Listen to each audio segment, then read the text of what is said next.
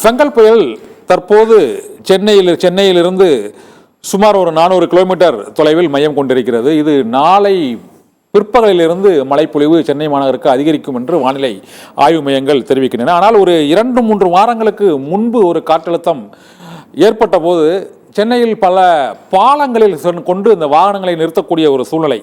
அப்போது புயல் உருவாகவில்லை, ஒரு சிறிய காற்றழுத்தம் மட்டும்தான் உருவானது. அப்போதே இந்த சூழ்நிலை உருவானது.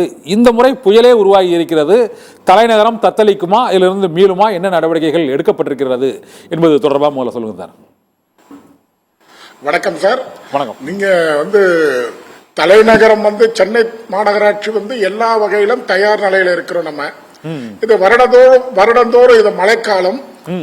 மழைக்காலத்தில் நாங்க எல்லா விதமான முன்னெச்சரிக்கையும் நம்ம மாநகராட்சி எடுத்திருக்கின்றது. மாண்புமிகு முதலமைச்சர் அவர்கள் ஏற்கனவே எங்களுக்கு அதுக்கான தெளிவான வழிகாட்டுதல்கள் வழங்கி, அவருடைய வழிகாட்டுதல்களோடு மாண்புமிகு துணை முதல்வரும் நம்முடைய நகராட்சி நிர்வாகத்துறை அமைச்சருமான K.N. நேரு அவர்களும் பல தடவை எங்களுக்கு நேரடியாக நம்முடைய ரிப்பன் மாளிகைக்கு, சென்னை மாநகராட்சி தலைமையகமான ரிப்பன் மாளிகை வருகை தந்து எங்களுக்கு ஆலோசனை வழங்கி, சேவைத்துறைகள் அனைத்து மாநகராட்சியோடு அனைத்து துறைகளும் இணைந்து இந்த மழைக்காலத்தில் மழை அதிகமாக இருந்தால் அல்லது புயல் சின்னங்கள் உருவானால் அது சென்னை மக்களை பாதுகாக்க வேண்டிய நடவடிக்கைகளை நமக்கு அறிவுறுத்தி இருக்கின்றார்கள்.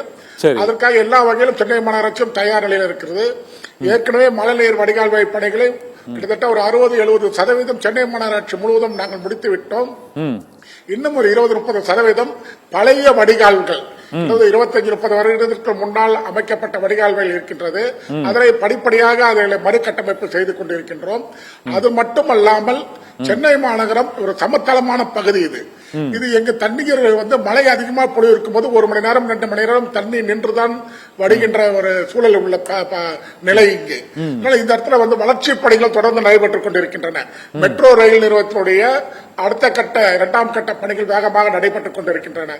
உதாரணமாக OMR சாலை, போரூர், மலப்பாக்கம், ராமாவரம், போரூர் சாலைகள், தியாகராய நகர் அருகில் இருக்கின்ற சாலைகள், நம்முடைய பிரசவாக்கம், டானாத்தர் இருக்கிற இந்த பகுதி எல்லாம் மெட்ரோ ரயில்கள் வேகமாக பணிகள் நடைபெறுகின்ற காரணத்தினால் அந்த பகுதியில் இயற்கையாக வடிகின்ற அந்த தண்ணீர்கள் கொஞ்சம் தேங்குகின்ற ஒரு சூழல். அந்த தேங்குகின்ற தண்ணீரை அப்புறப்படுத்துவதற்காக சென்னை மாநகராட்சியின் மூலம் கிட்டத்தட்ட 1656 மோட்டார்கள், மின் இணைப்பு மோட்டார்கள், டீசலால் இயக்கின்ற மோட்டார்கள், பலவிதமான ஹெச்பிகள், 100 HP மோட்டார்கள், டிராக்டர் மோட்டார்கள், பலதரப்பட்ட மோட்டார்களை நாங்கள் தெரிவித்து எல்லா சென்னை மாநகராட்சி முழுவதும் எங்கெல்லாம் ஒரு தாழ்வான பகுதியில் தண்ணி தேங்குகின்ற சூழல் வருதோ அங்கெல்லாம் முன்கூட்டியே நம்ம கண்டறியப்பட்ட அதற்கான மோட்டார்களை நிறுத்தி, நேற்றைய தினம் கூட நீங்க பார்த்திருப்பீர்கள், 1 மணி நேரம் 2 மணி நேரம் அதிகமாக மழை பெய்தவுடன் உடனடியாக தண்ணீரை அகற்றுகின்ற பணிகளை சென்னை மாநகராட்சி ஈடுபட்டுக் கொண்டிருந்தது. நீங்க சொல்றது எனக்கு புரியுது. அதாவது மழைநீர் தேங்கும் இடங்களில் உடனடியாக அந்த பணிகள் நடைபெறுகிறது. ஆனாலும் கடந்த 4 ஆண்டுகளாக அந்த மழைநீர் வடிகால் பணிகள் முழுமையாக நிறைவடையவில்லை என்று எதிர்க்கட்சி தலைவர் எடப்பாடி பழனிசாமி ஒரு புகார் சொல்லியிருக்கிறார். இந்த மழைநீர் வடிகால் பணிகள் ஒரு 80% நிறைவடைந்திருக்கிறதா அல்லது 70-30% பாக்கி இருக்குதா சார்? முழுமையா நிறைவடைந்து விட்டதா மழைநீர் வடிகால் பணிகள்? அதாவது 10 ஆண்டு காலமாக எந்த விதமான கட்டமைப்பு வசதிகளும் நம்முடைய அதிமுக ஆட்சி காலத்தில் அவர்கள் எந்த விதமான உள்கட்டமைப்பு பணிகளை மாநகராட்சியில் செய்யவே இல்லை. அவர்கள் இது இப்ப நம்ம மாண்புமிகு முதலமைச்சர் அவர்கள் முதல்வராக பொறுப்பேற்றவுடன் ஒரு பெரிய மழையை எதிர்நோக்கிய நேரத்தில் அவர் சென்னை மாநகரம் சுற்றி வருகின்ற பொழுது அவர் 10 ஆண்டு காலத்துக்கு முன்னால் உள்ளாட்சித்துறை அமைச்சராக இருந்த பொழுதும் வனத்துறை மேயராக இருந்த பொழுதும் அவர் உருவாக்கிய அந்த கட்டமைப்பு தான் இப்பொழுது இருக்கின்றது.